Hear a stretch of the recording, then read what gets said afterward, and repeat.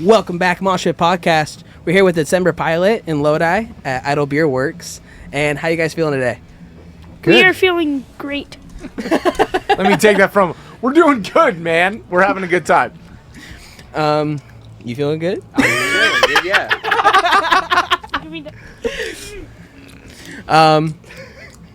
I want to start off. How did you guys meet? Oh gosh, I could probably explain that a little bit.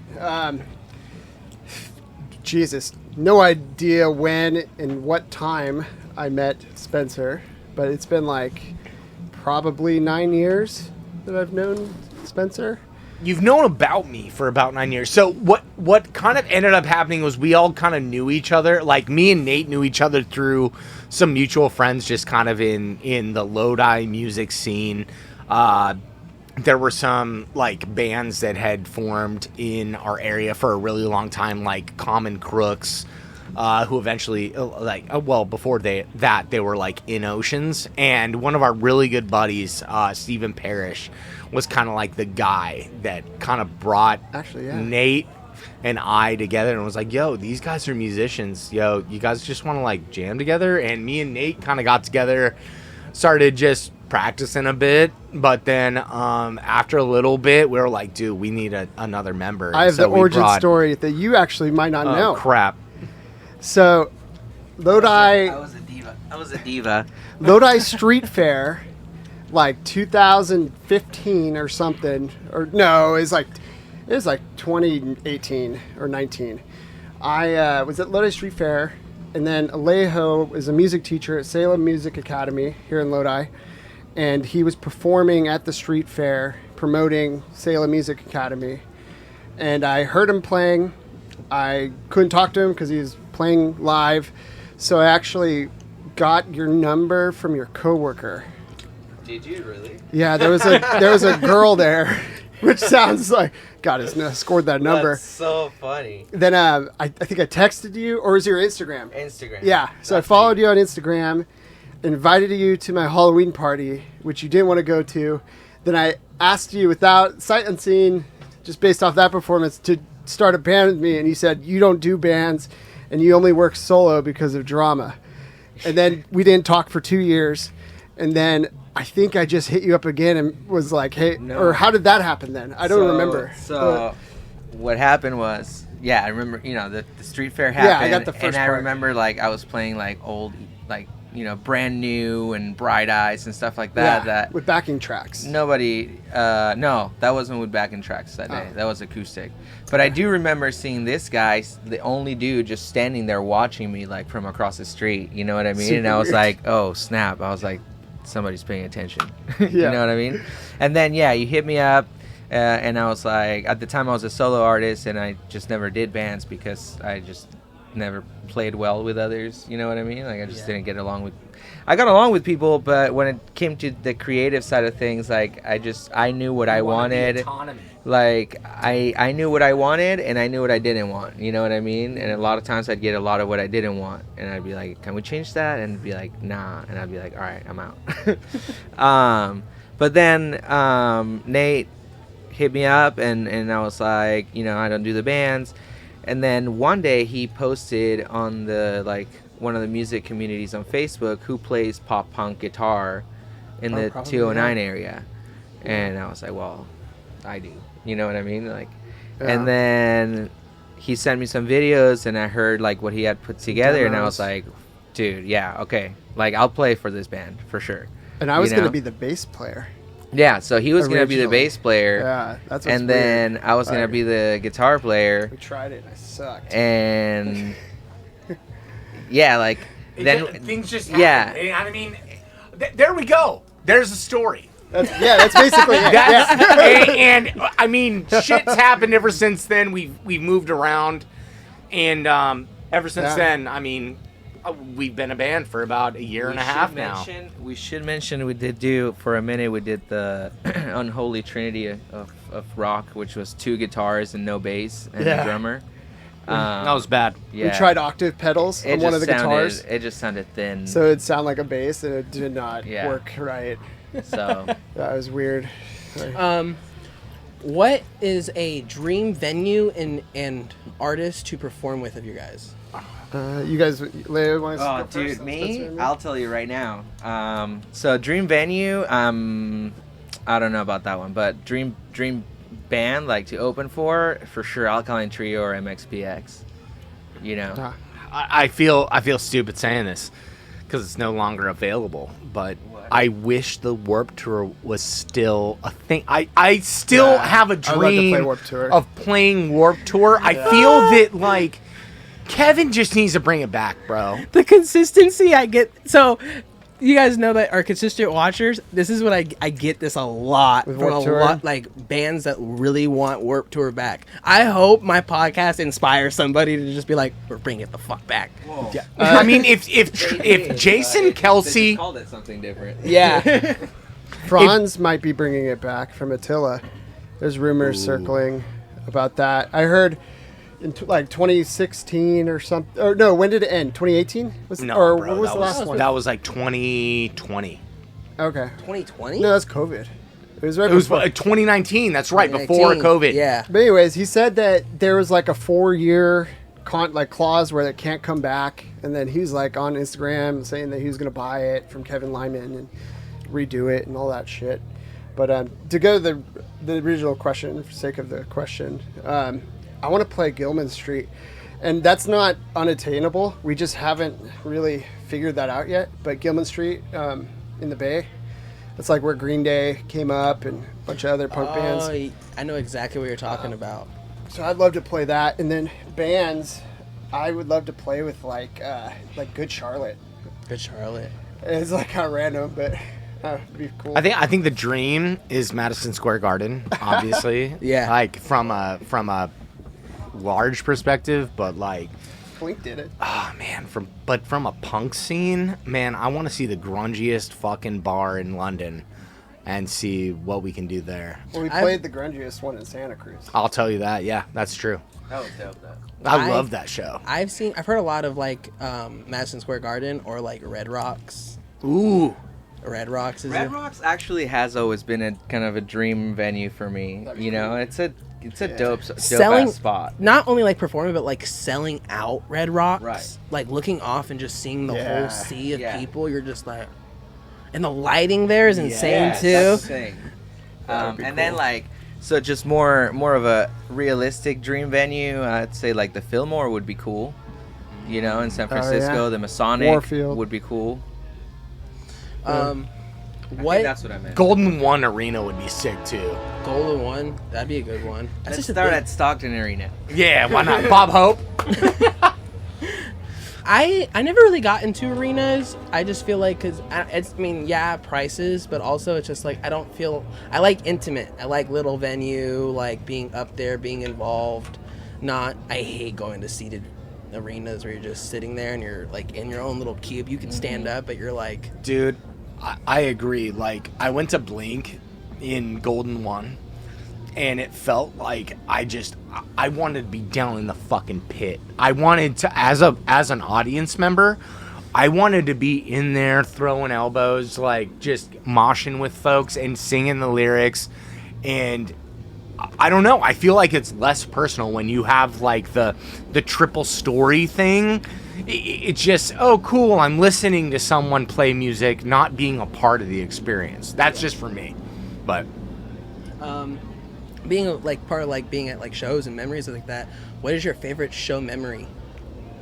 That we played, or just Either seeing? one. It can be either one. You can be one that you've played or one that you went to. Remember when we played Old Ironsides and your guitar got stuck in the ceiling grate Oh, and yeah. you just kept going? Yeah, that's fucked up. Yeah, my shit. So first opening That was song, awesome. That was So the awesome because he ceiling's just kept going. really low, Hanging we from the ceiling. Like, dude. and I like threw my guitar up, and then it stuck in the metal grate and my headstock, and I just had to like was just hanging, and then people are like trying to yank it out, and they're like really fucking There's up a my TikTok shit. of that. So. Cracked my guitar. Yeah. I still play it though. It was pretty tight. There's a video of that? Yeah. Yeah. Of him with his guitar him stuck in the freaking throwing it up, ceiling. and then like people jumping in and trying to help him out. If you find that, It's send that to packed. me. I'll put it in right now. Yeah. If Heck you find yes. it. yeah, But it's pretty dope. It's funny. I think I posted it and like I wrote like if rolling with the punches was a person. You know what I mean? Like So wild. Dude, I got a couple like favorite show memories as like an audience member. For me, I watched Escape the Fate at Broadway, in Citrus Heights, right? No, it's not Broadway. It was a boardwalk. There we go. The boardwalk in Citrus Heights. There was a time when a roadie was trying to help the lead singer get his microphone back. A member of the audience took it from the lead singer and started singing one of the songs, and the lead singer was totally fucking into it, right? And as soon as like he went to go grab the microphone back, the roadie like pushed the audience member away, and as soon as that happened, dude, the fucking lead singer took the microphone in his hands and just punched the roadie right in the face. Like, you do not mess with my show. And it was like the entire audience just got quiet, but like they were in the moment. Like, don't mess with the crowd and person on stage experience and that interaction. Yeah. Like, I totally understood where the lead singer was coming from, but like, don't punch your staff. Like, Yeah. I'm like, dude, but that will forever be ingrained in my mind.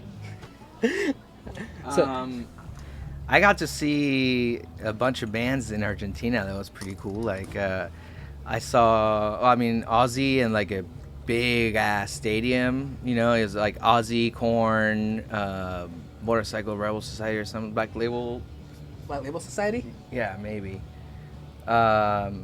And then, but yeah, it was at one of the biggest like soccer stadiums out there, and it was just insane. In LA? No, in Buenos Aires, Argentina. Oh shit. Yeah, it was crazy. It was dope.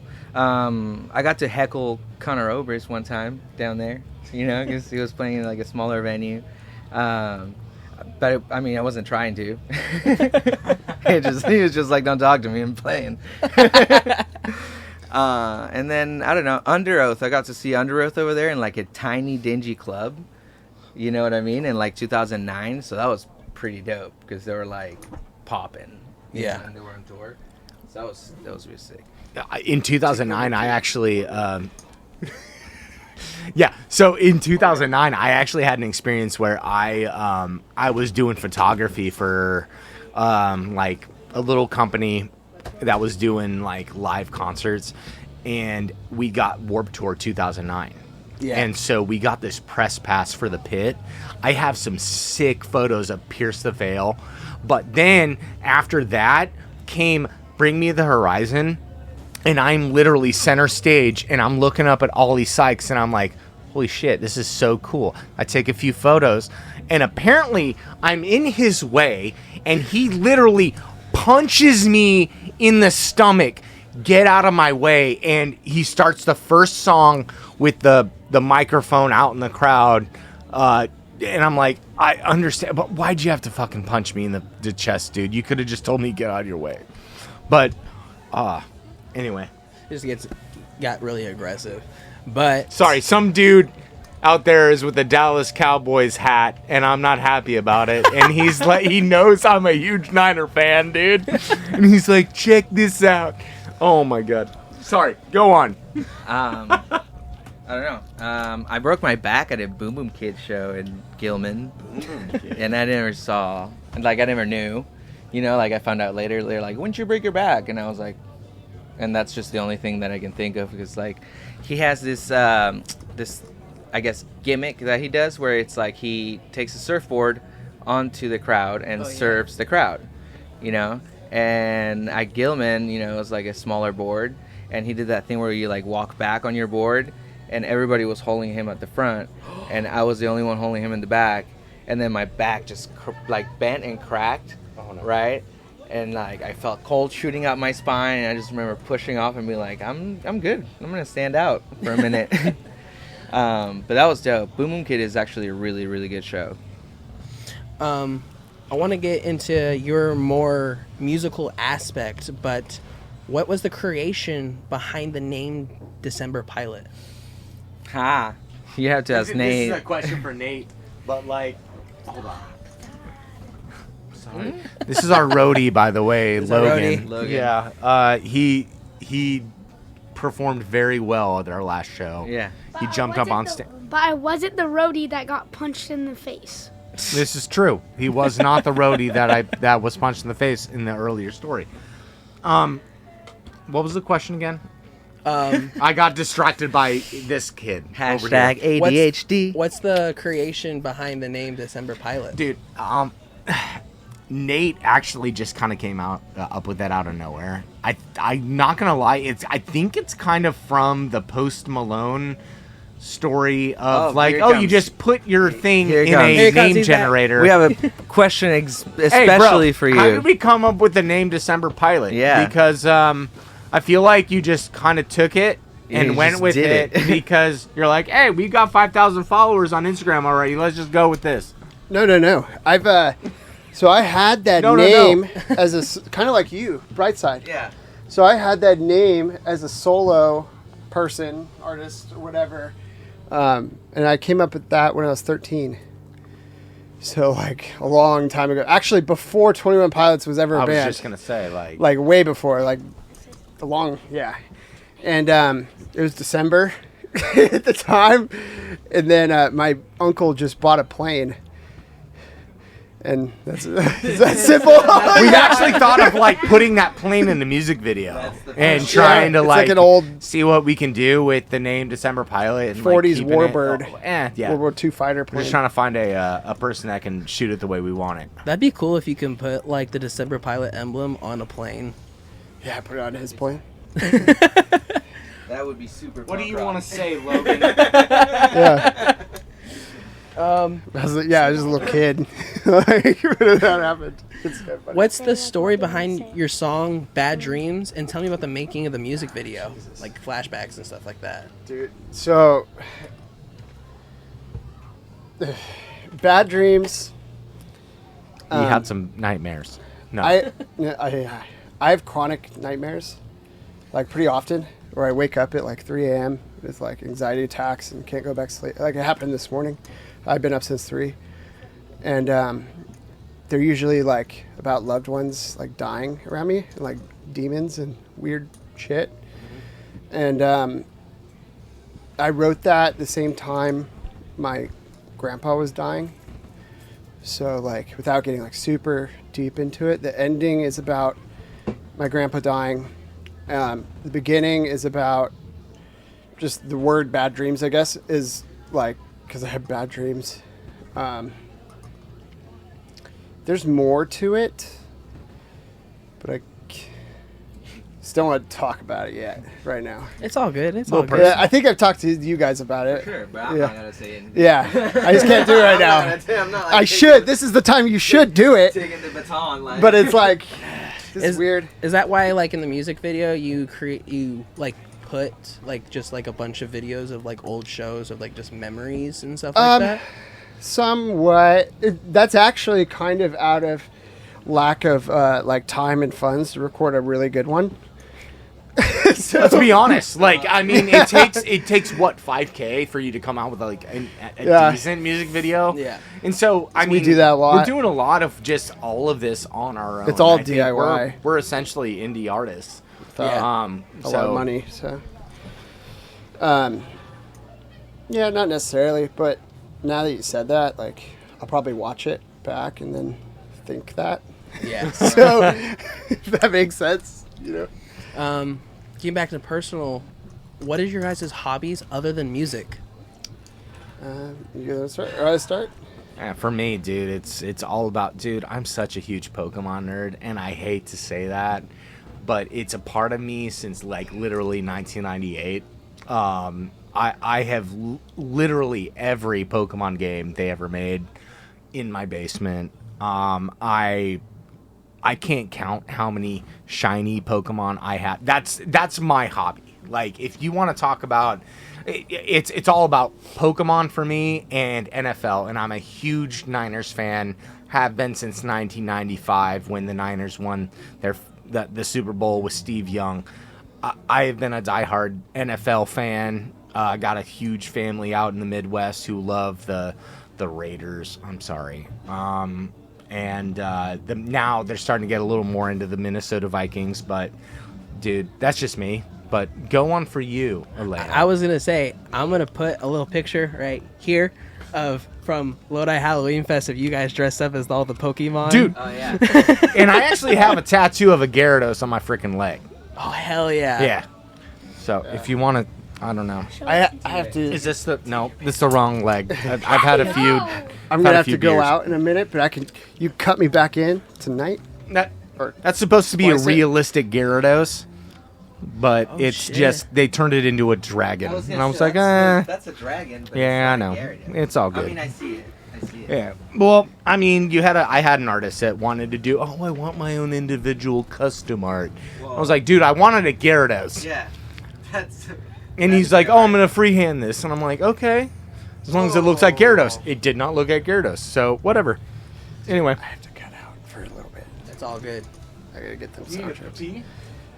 So my hobbies outside the band, I like to build cars. So Yeah. like old muscle cars Yeah. and like engines and motorcycles and like weird. Nate is not a shit. mechanic. Yeah, YouTube mechanic. Like I have this car. You and, know. But thank you for coming on, Nate.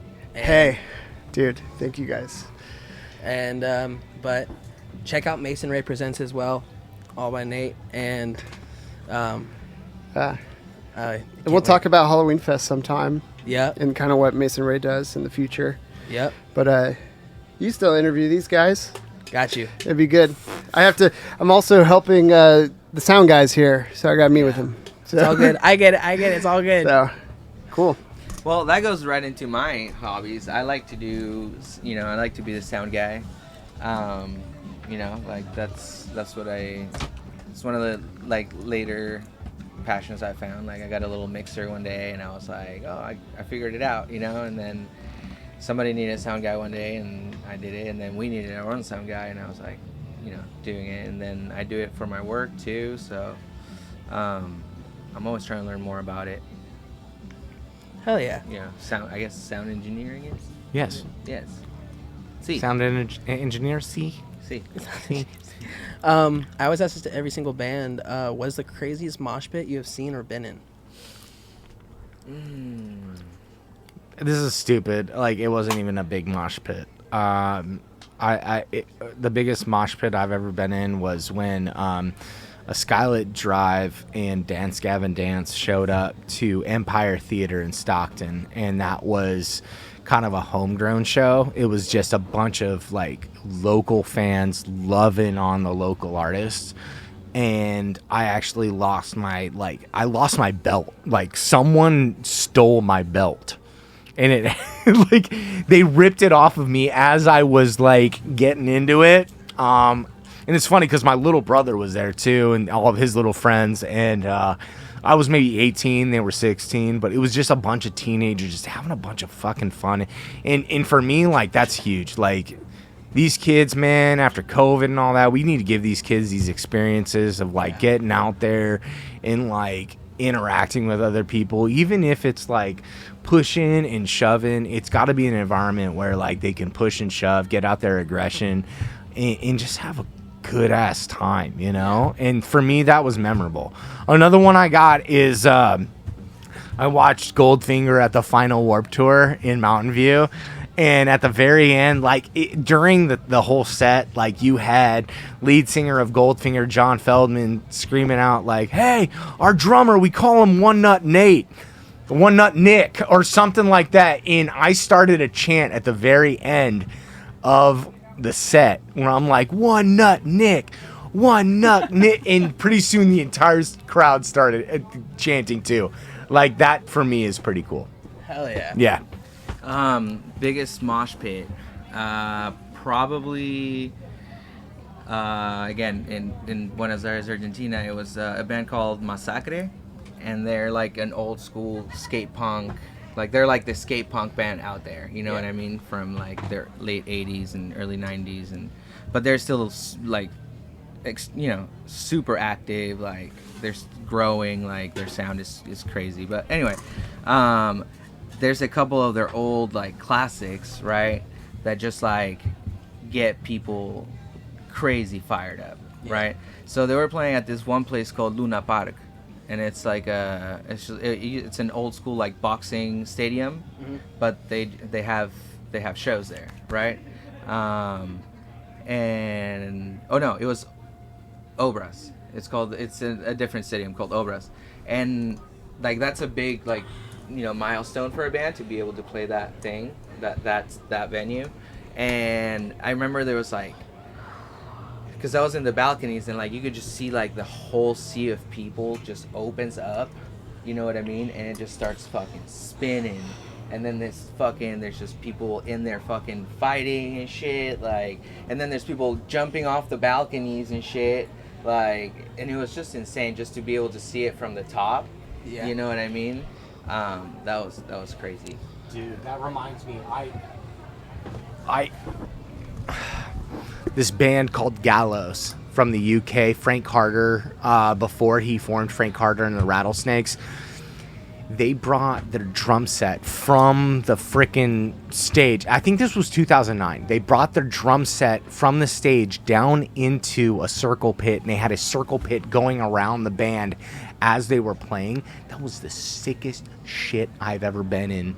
And I mean, you had Frank Carter pulling members from the crowd, hey, get the fuck going. And it was literally 105 degrees that day in Wheatland in Sacramento, the Sacramento Warped Tour, but it was out in Wheatland, and everyone was sweaty, everyone was just miserable, but like getting together for like going through the elements and coming together and just having a good fucking show, and no one fought. It was a good fucking time.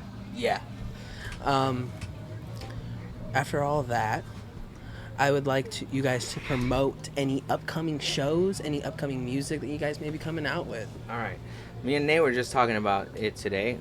We are going to be recording a song that is Nate's from like way back, and it's 2006, 2007? Probably, yeah. Like it's there's a like old video of him playing it at like a talent show or something. That's right. Yeah. But we're gonna do that because like it's a super fun song that we do in our set, and like we just want to kind of like crystallize it as like us, and make sure that it's like well produced and everything. So trying to work on that, and then right now we're writing a lot. We're sending each other ideas. We're getting together. We'll either rehearse or get together and work. You know what I mean? Like pull up the DAW and start like, okay, what do we got? You know what I mean? And like put it together and be like, all right, cool. Now we're working on a new song. So we try to get together at least once a week, and either if we don't have any shows, we rehearse or we work. You know what I mean? We get in front of the computer and try to start putting stuff together. Do we have shows coming up? We do. Yeah. I mean, if I want to take a look at the Finnegans, we had a show at Finnegans coming up, and apparently that place is shutting down. Oh shit. Yeah, so that's not happening from what I hear. And then we have San Francisco at the Winter's Tavern. That's what I'm trying to find. Yep. I had the flyer somewhere around here. You know what? We'll put the flyer right here.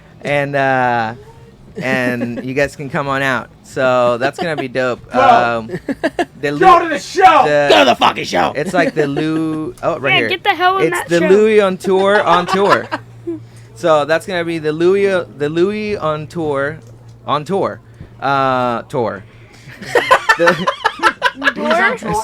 sorry. It's what the fuck? Yeah, dude. Tour. Look, it says the Louis on tour. Literally on when you tour- get on when you tour see tour. the flyer, you'll March see 8th at Winter's Tavern, Yeah. San Francisco. it's free. So come on out. Check it out. Yeah, 8 come on p.m. out. March 8th. After all that, all their stuff will be right down the link below. Check them out and listen to their shit. Give them a like, subscribe. While you're down there as well, give me a like and subscribe. And would you like to close us out tonight? All you have to say is, we'll catch you next time, Mosh Pit. We'll catch you next time, Mosh Pit. Mosh Pit. Later.